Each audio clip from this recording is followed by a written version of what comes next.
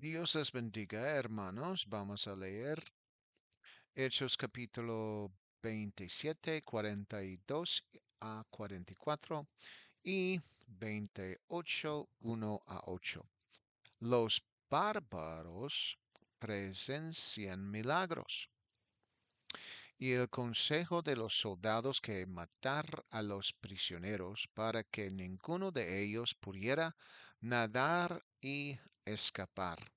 Pero el centurión, queriendo salvar a Pablo, les impidió llevar a cabo su propósito y ordenó que los que supieron nadar se arrojaran primero al mar y llegaran a tierra, y los demás unos sobre tablas y otros sobre trozos de la nave.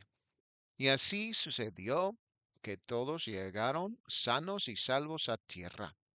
Y cuando hubieron escapado, supieron que la isla se llamaba Malta.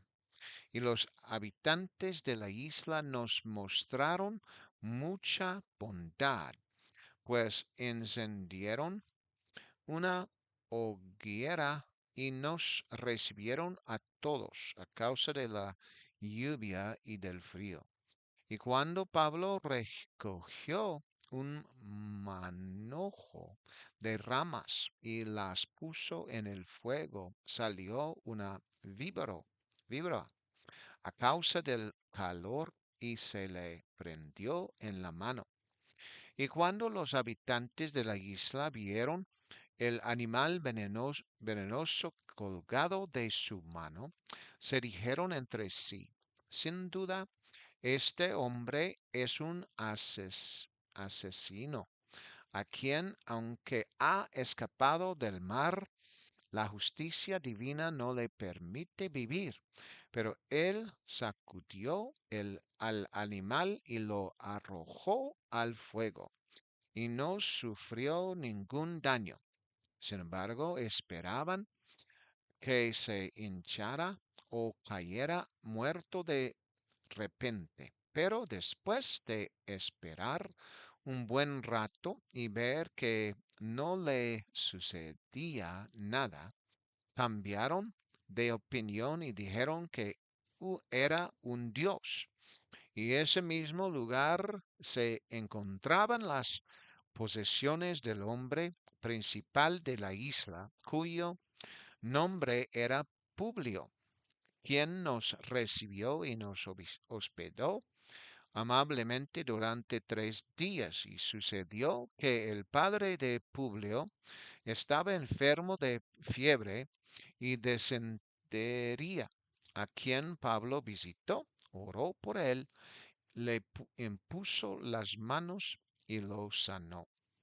Y el consejo de los soldados era matar a los prisioneros para que ninguno de ellos pudiera escapar nadando.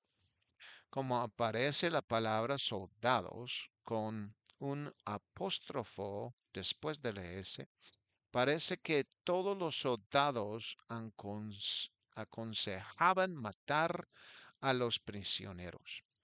Su razo- razonamiento era que los prisioneros podrían escapar. El nombre que Lucas usa para la isla es Melita, que es la actual Malta. La isla de Malta no es país, tiene 95 millas cuadradas, lo que considerado la vegetación, los árboles, etc., significa que los prisioneros podrían haber escapado al menos por un tiempo o incluso hasta que encontraran otra manera de huir. Sin embargo, no era muy probable, pero los soldados desconocían la situación de la isla. El centurión, con mayor sabiduría y confiando en Pablo, los disuadió de su propósito, como se menciona. Esto significa que gracias a la presencia de Pablo, al Espíritu Santo y a la guía del Espíritu Santo en Pablo, probablemente el resto de los prisioneros se salvaron gracias a la dirección del Espíritu Santo a través de Pablo. Después de todo lo que Pablo les había aconsejado sobre cómo se salvarían, aunque el barco se destruiría, parece que no tuvieron en cuenta cómo él había influido positivamente en el viaje. Daba la impresión de que no habían considerado nada de lo que Pablo había dicho anteriormente. Sin embargo, el centurión fue persuadido por Pablo y tenía la máxima autoridad. Así que no iba a suceder ni a Pablo ni a los demás prisioneros. Versículo 43 dice, pero el centurión, queriendo salvar a Pablo, los disuadió de su propósito y ordenó que los que supieran nadar se arrojaran primero al mar y llegaran a tierra. De hecho, aunque la idea era que los prisioneros nadaran y escaparan, el centurión mantuvo esa idea, pero no creyó que los prisioneros escaparían. Debían tener un sistema para controlarlos, pero en realidad no importaba, pues probablemente estaban muy cansados. De todos modos, sería mucho mejor que permanecieran juntos, ya que de esa manera probablemente podrían encontrar comida juntos en la isla en lugar de tener que buscarla por su cuenta. Así pues, era cierto que el centurión dio la orden a los soldados de no hacer daño a los prisioneros. Quizás les preocupaba que, por lo que habían dicho, los prisioneros intentaran hacerles daño para escapar, pero nada de eso sucedió, gracias a Dios. El centurión pensó que los que sabían nadar debían saltar primero al agua y llegar a tierra. Pero en cuanto a los que no sabían nadar, esa era otra historia. ¿Qué plan tenía el centurión para ellos? 44 dice, y el resto, algunos sobre tablas y otros sobre trozos rotos del barco. Y así sucedió que todos llegaron sanos y salvos a tierra.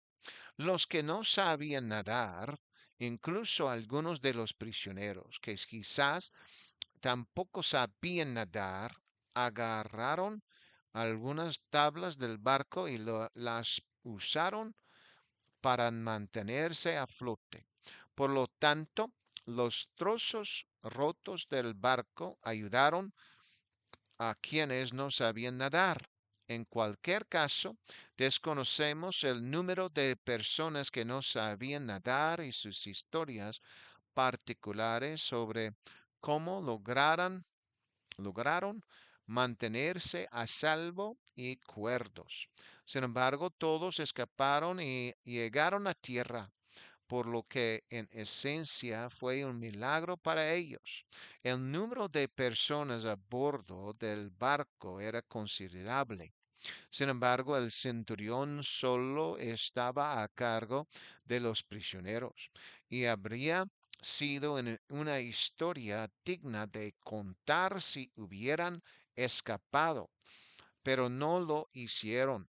Así que el centurión mantuvo su fe en lo que Pablo había dicho y se cumplió.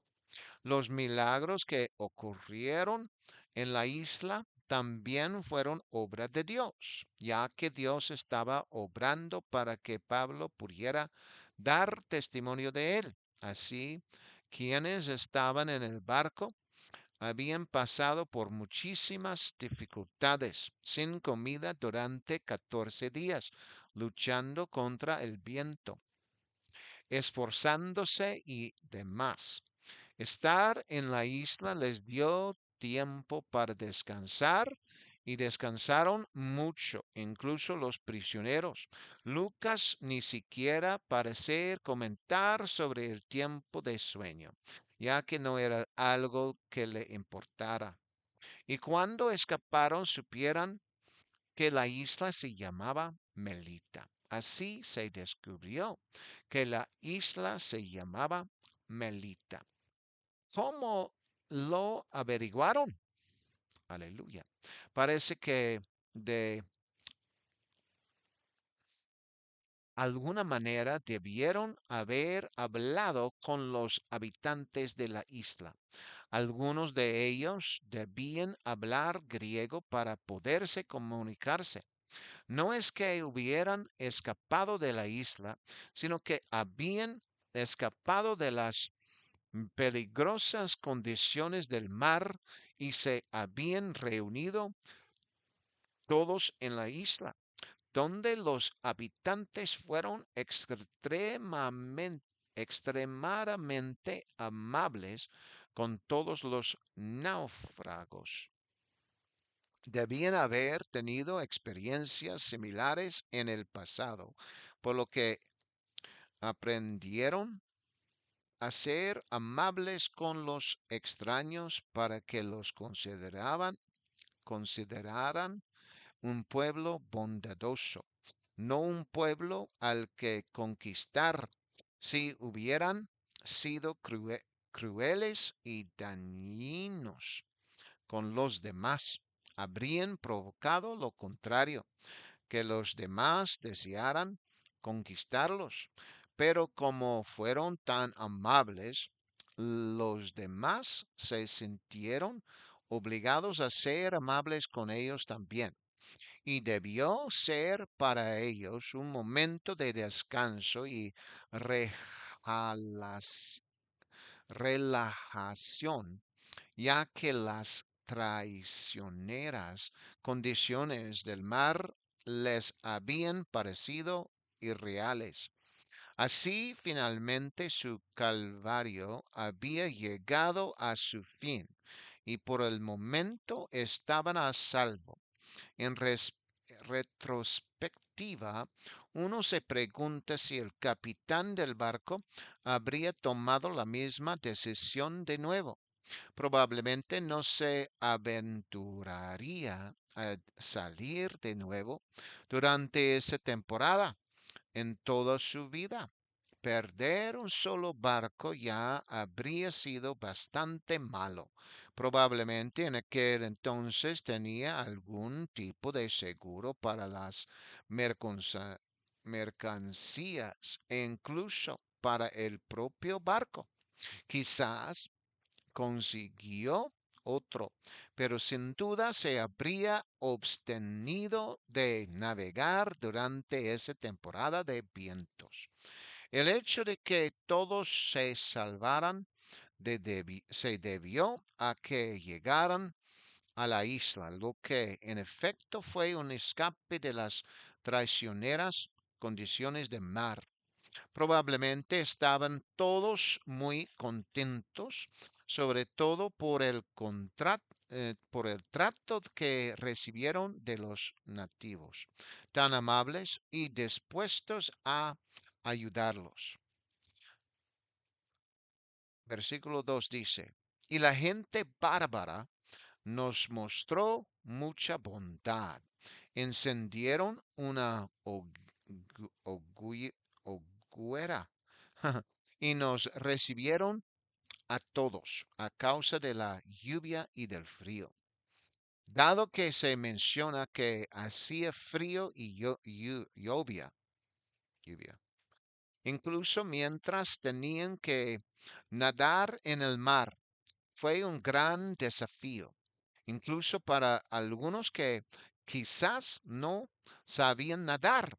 Sin embargo, el hecho de que los nativos encendieran una hoguera para calentarlos fue un acto de gran bondad, y los soldados no tuvieron que proteger a ninguno de ellos, ya que el fuego los mantuvo calientes. Dado que eran tantos, nada menos que 276, uno pensaría que una sola hoguera no sería suficiente, a menos que hubieran encendido una hoguera enorme.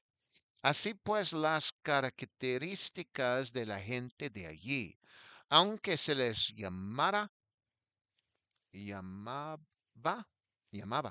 bárbaros, no se correspondían con nuestra concepción de la palabra en cuanto a su trato con los forasteros.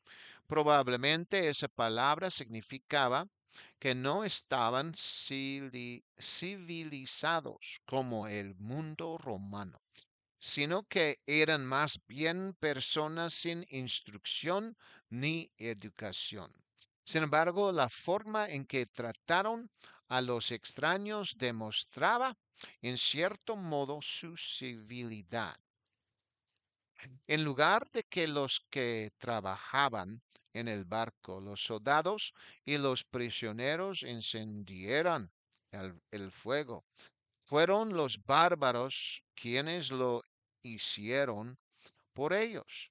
Podrían haberles proporcionado la leña y esperar que los demás encendieran el fuego, pero lo hicieron todo por ellos. Debieron darse cuenta de que no estaban en condiciones de hacer otra cosa que dormir en la orilla y descansar, algo que necesitaban con urgencia. Versículo 3 dice, y cuando Pablo recogió un manojo de ramas y las puso en el fuego, salió una víbora del calor y se le prendió en la mano. Sin embargo, Pablo no se conformó con con que los bárbaros se quedaron con todo. Así que decidió ayudar y es posible que los soldados y otros también colaboraban, colaboraran en esa tarea. No obstante, se menciona que fueron los bárbaros quienes encendieron el fuego. Por lo tanto, debieron ser muy pocos los de la tripulación que se esforzaron en, en encender el fuego y hacer que la leña prendiera. Se menciona que Pablo no estaba inactivo, sino que participaba en la preparación de las ramas adecuadas para el fuego o incluso para iniciarlo. Y sin duda era parte del plan de Dios, pues la víbora salió del fuego que se había encendido. Probablemente la confundieron con un trozo de madera y la arrojaron el fuego, pero debió despertar cuando éste se encendió. Y justo en el momento en que Pablo colocaba sus ramas y las añadía el fuego, la víbora salió lista para atacar. Se aferró a su mano y probablemente sintió el dolor de la mordedura, pero la sacudió y la arrojó el fuego sin preocuparse, porque sabía que Dios tenía el control. Versículo 4 dice, cuando los bárbaros vieron que la bestia venenosa se le había prendido a la mano, se dijeron entre sí, sin duda, este hombre es un asesino, a quien, aunque ha escapado del mar, La venganza no le permite vivir. Como los bárbaros habían visto a la víbora prendida a Pablo, pensaron en que Pablo era un hombre malo. Ciertamente era posible que los bárbaros pensaran que cualquier hombre al que se le prendiera una víbora era una persona malvada. Sin embargo, la verdad era muy diferente. El Dios de Pablo lo había salvado de cualquier daño, porque eso es lo que la Biblia dice a los creyentes. Marcos capítulo 16, 17 y 18 dice, y estas señales seguirán, aleluya, a los que creen. En mi nombre echarán fuera demonios, hablarán en nuevas lenguas, tomarán serpientes y en las manos, y si beben algo venenoso, no les hará daño. Pondrán las manos sobre los enfermos y estos sanarán. Aquí en este versículo se afirma que tomarán serpientes en las manos. Eso no significa que las ah, agarran y hagan con ellas lo que quieran.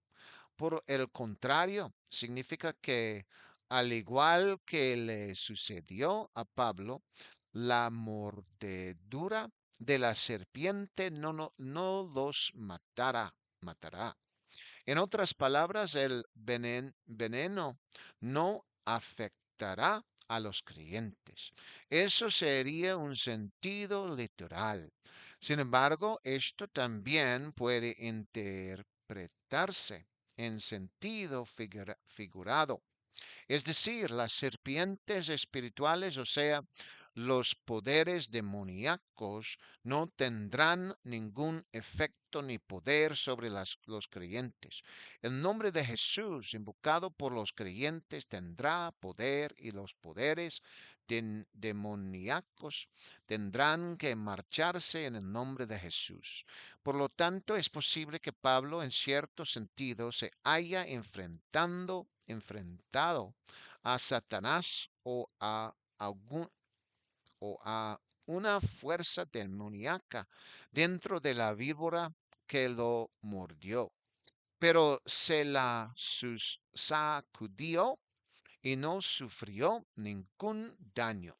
Además, también podría haberse enfrentado a poderes demoníacos en la isla, pero Pablo les presentó a Jesús a los bárbaros y sin duda también a los sobrevivientes del naufragio. Esto trajo la victoria a la isla en el nombre de Jesús. Así podemos observar que Dios usa ciertas circunstancias pre- preocupantes para promover su nombre cada vez más y para su gloria.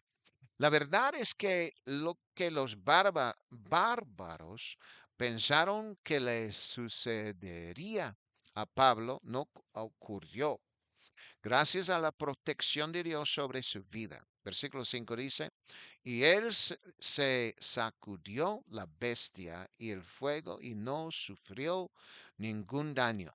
Para Pablo fue solo un momento de dolor. Quizá también notó que la gente lo miraba con recelo. recelo. Sin embargo, cuando Dios lo protegió del veneno de la víbora, la gente se dio cuenta de que Pablo no era como los demás, que habrían muerto por la mordedura de la serpiente, sino que seguía vivo, algo muy inusual para ellos, pues sabían sin lugar a dudas que la mordedura de esa víbora era extremadamente peligrosa y mortal. La muerte no afectó a Pablo, la victoria sí. Versículo 6 dice, esperaban que se hinchara o cayera muerto de repente. Pero después de esperar un buen rato y ver que no le ocurría nada, cambiaron de opinión y dijeron que era un dios. En toda circunstancia puede haber una victoria. Ese fue el testimonio que Pablo pudo darles, pero ellos ya lo habían presenciado en persona sin que él tuviera que decirles nada. En el barco habían oído lo que Pablo había dicho antes sobre la nave y que todas las vidas se salvarían. Eso fue un testimonio en sí mismo. Logró contarles lo que el ángel le había dicho y los animó a todos a comer algo. Como sucedió exactamente como Pablo había dicho, deberían haberlo recordado. He aquí otro milagro fue, pero, he aquí otro milagro, pero fueron los bárbaros quienes se percataron de ello más que cualquiera de los que estaban en el barco. Quizás la mayoría de ellos estaban bastante cansados y listos para dormir. Sin embargo, los bárbaros estaban ansiosos por ver que le sucedería a Pablo. Y no le sucedió nada. Fue como Jesús había dicho, aunque quizás Pablo no supiera lo que Jesús había dicho anteriormente. Por alguna razón Pablo tenía fe en Dios de que la mordedura de la víbora no le afectaría. Y así fue, no le afectó en absoluto. Los bárbaros fueron testigos de ello. Incluso Lucas lo fue y también fue testigo de lo que Pablo había dicho que el ángel le había revelado. Los bárbaros esperaban que se le hinchara la zona de la mordedura de la víbora, pero ni siquiera eso sucedió. Tampoco cayó muerto. Fue un milagro para ellos, pero pensaron que era un dios. Así los bárbaros estaban dispuestos a tratar a Pablo como a un dios. Estaban preparados con sus ideas de cómo debían tratar a un dios, como si realmente lo fuera. Como los bárbaros no conocían a Jesús, no pensaban en él, ah, pero Pablo haría mucho para presentárselo. Sin embargo, era la segunda vez que se creía que Pablo era un dios. La primera vez estaba con Bernabé y casi lo adoraron como a un dios. En versículo 7 dice, en el mismo lugar se encontraban las posesiones del principal de la isla, cuyo nombre era Publio, quien nos recibió y nos hospedó amablemente durante 3 días. Así parece que el principal de la isla, que de hecho los había recibido a todos, también los hospedó durante 3 días sin ningún problema. Lo hizo con cortesía. Parecería que debieron haberse alojado en diferentes casas, posiblemente o que Publio tenía una casa muy grande, ya que eran 276 personas. Versículo 8 dice, y sucedió que el padre de Publio estaba enfermo de fiebre y disentería, a quien Pablo visitó, oró por él, impuso las manos y lo sanó. Sin embargo, en cuanto a las circunstancias del padre de Publio, que tenía fiebre y disentería, Se dice que Pablo entró, oró por él y el hombre fue sanado. Ese fue un milagro que Dios hizo para el padre de Publio. Fue un milagro. Como los bárbaros no conocían a Jesús, no pensaban en él, pero Pablo haría mucho para presentárselo. Sin embargo, era la segunda vez que se creía que Pablo era un dios. La primera vez estaba con Bernabé y casi lo adoraron como a un dios. Aleluya. Mm.